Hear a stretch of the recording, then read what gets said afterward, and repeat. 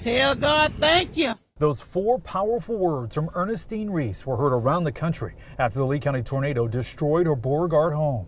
Amazingly, her prayer closet was the only thing left standing. She kept her church clothes in that room and from time to time went in to give thanks. Tell God thank you. It's just something God does.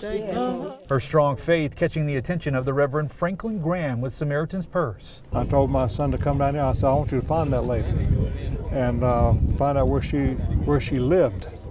And we're going to build that house back. I have the privilege of presenting the keys to your home. Friday, with hundreds on hand, Reese was handed the keys to her brand new home built on the same spot where the storm spared her and her family's lives. Oh, Lord, just like Jesus paid it full. Paid it full. I'm just so thankful. Family and friends then prayed over the home. But Lord, we're standing on ground that is a picture. It's a picture of redemption. Yes, Lord. Once inside, Reese and her family overflowing with praise. Reese's daughters are thankful beyond words. We prayed so hard that God would keep her strong so that she could see the fruit of her labor. And seeing her go through the threshold, I'm sorry. I can only thank God. I couldn't be more grateful, and just to know all the hands that kind of played a part and a role in just the beauty of it all. Reese says she's forever grateful for everyone who played a part in turning this house into a home. I'm sitting right now in my bedroom for the first time, and I'm just so excited and so grateful to God for everything. This is the greatest present from the Lord through them that I cannot ever imagine. Miss Reese's new home also has a safe room with concrete and steel reinforced walls, but most importantly, it has a prayer closet. Colonel Carl Cooper is 99, going on 19. Well, I can still drive. Not just his riding more. I still go out to the little farm, get on my tractor and do whatever work needs to be done. I'm going to pick some of the big ones. Raised on a farm in rural Chilton County. Fortunate enough to go to college on a football scholarship. He was on his way to medical school when his life and the world changed. Then the big bomb dropped. World War II came along. I joined the Marine Corps, April 1st, 1942. I raised my right hand and said, I do. 3 years to the day he enlisted. The village in Okinawa. Then Private Cooper was in the middle of some of the fiercest fighting of the Pacific Theater. Command of, I think it was 12 amphibian tractors, a group.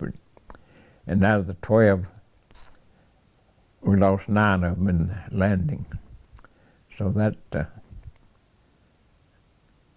shows the close combat that we was in, the shelling and whatnot. But made it through. I'm glad I knew how to swim. From the ocean to the beach and across the island, his unit helped secure Okinawa. After victory there, he was moved to Guam to prepare for the invasion of Japan, but it wasn't necessary.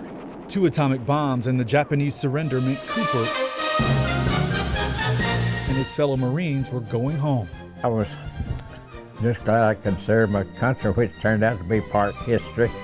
After 5 years in the reserves, Cooper was called back to active duty in Korea. War is war, makes no difference where it is and how tough it is. Cooper, now a captain, served in artillery and infantry. They did a lot of their activity at nighttime, so you never felt relaxed any 24 hours a day. Our troops had to be on alert. A different kind of warfare and a different kind of welcome home. It was not a popular war, and it showed on the troops that they never recognized the troops when they came back home. When the Vietnam War started, Cooper was now a colonel and again called back to active duty, this time a commander, leading his troops and staying on active duty until his retirement in 1980. I hope I can do something to help somebody else before my time comes to depart. And I appreciate so much the people that has recognized me for doing what I should do and is able to do and was glad to do. And would do again. When the Gulf War started, Colonel Cooper was 70. I called up headquarters Marine Corps and asked could I come back on active duty. They started laughing. It says, Colonel, you've had your fun. Let somebody else have theirs. He has a passion for service, I was still very young and active. says the 99-year-old who still cuts his grass. It's been a good ride. From a grateful nation to the greatest generation who continues to prove they just don't make them like they used to. I'm Josh Gauntt, WBRC, Fox 6 News on your side.